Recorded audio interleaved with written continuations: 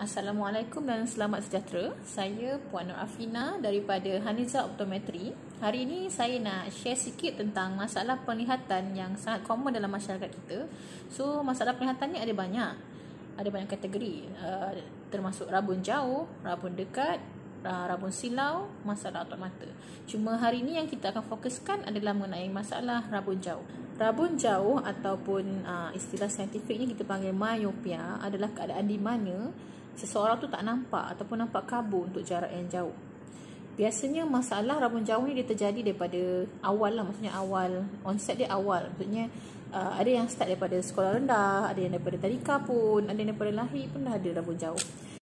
Jadi, ramai ibu bapa ni takut bila anak-anak ni ada rabun. Sebab ramai yang beranggapan bahawa bila sekali anak ni pakai cermata, powernya memang akan naik. Tapi sebagai ibu bapa, sanggup kita nak tengok anak-anak ni tak nampak? Maksudnya, menganggap yang kabur tu adalah normal dalam kehidupan dia. Bila dekat dalam kelas pun tak dapat nak salin yang cikgu tulis kat depan, terpaksa tiru kawan-kawan. Sanggup ke kita sebagai mak bapak? Bagaimana rabun jauh ini terjadi? Bagi individu normal, cahaya yang masuk ke dalam mata tu dia akan fokus ke atas titik retina.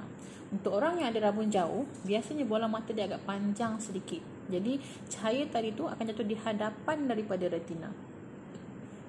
Jadi kita perlukan cermin mata dengan kantar cekung untuk menolak balik cahaya itu, untuk membiaskan cahaya itu ke atas titik yang sepatutnya lah.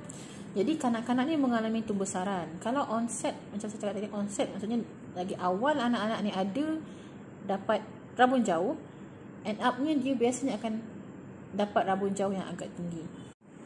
Okey, ada beberapa punca yang menyebabkan rabun jauh ni. Yang pertama adalah faktor genetik, iaitu keturunan. Jadi kalau macam mak ayah sendiri dah pakai cermin mata, jadi kebarangkalian dan kemungkinan untuk anak tu pun pakai cermin mata adalah sangat tinggi. Dan yang kedua adalah sebabkan faktor persekitaran dan tingkah laku. Zaman sekarang ni susah untuk kita pisahkan anak-anak dengan gadget ni kan. Sampai kalau kita tengok kadang-kadang anak-anak yang masih belum membaca ni dah pandai dah nak guna handphone ataupun tablet, alat-alat digital ni sendiri. Reti dah dia buka mana kat mana, kartunnya kat mana, lagunya kat mana.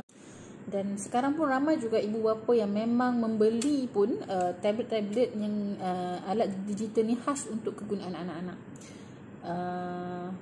So kita tahu dekat sekolah anak-anak ni memang aktivitinya menyalin, menulis. Jadi yang itu semua adalah kategori kerja-kerja dekat. Dan sekarang pula banyak kelas-kelas online sepanjang PKP ni kan. Jadi jarak dekat atau aktiviti indoor ni sebenarnya pun boleh menjadi asbab untuk anak-anak ni mendapat rabun jauh.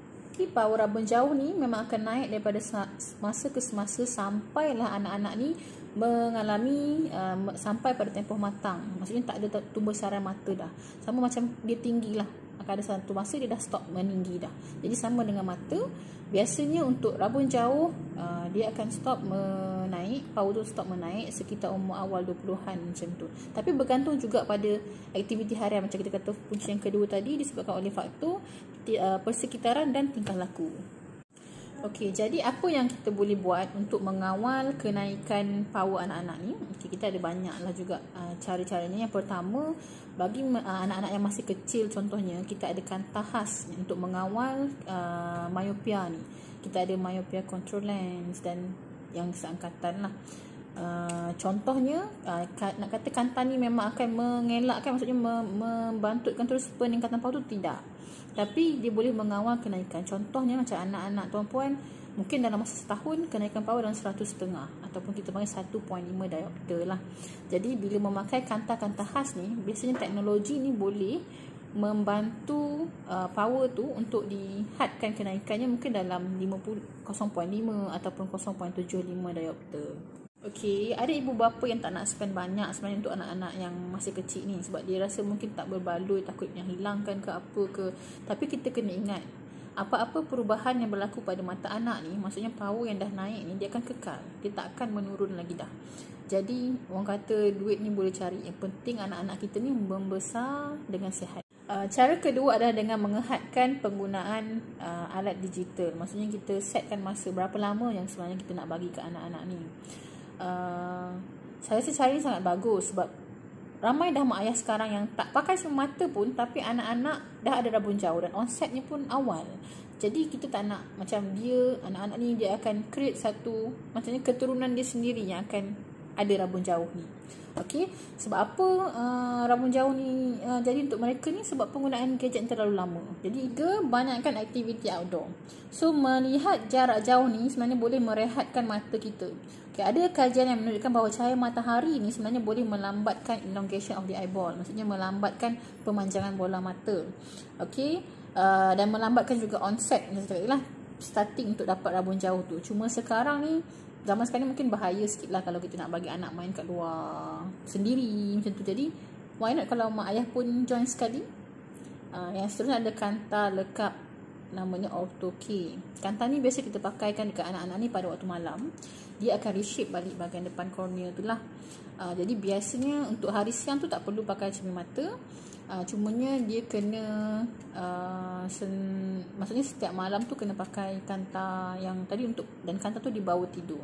Jadi cuma kaedah ni dia dah ada clinical evidence, cuma mungkin belum meluas lagi kita kegunaan ni lah. Lagipun mungkin macam ramai mak ayah yang takut sebab beranggapan bahawa kanta lekap ni bahaya untuk anak-anak. Okey, diharap sharing kita pada hari ini akan memberi sedikit sebanyak manfaat. Jika tuan-puan ada apa-apa persoalan, boleh ajukan di ruangan komen. InsyaAllah ada panjang umur, murah rezeki, kita akan jumpa lagi. So next kita mungkin akan buat sharing mengenai persoalan lazim ibu bapa mengenai masalah rabun jauh anak-anak lah, insyaAllah. Stay tune. Assalamualaikum.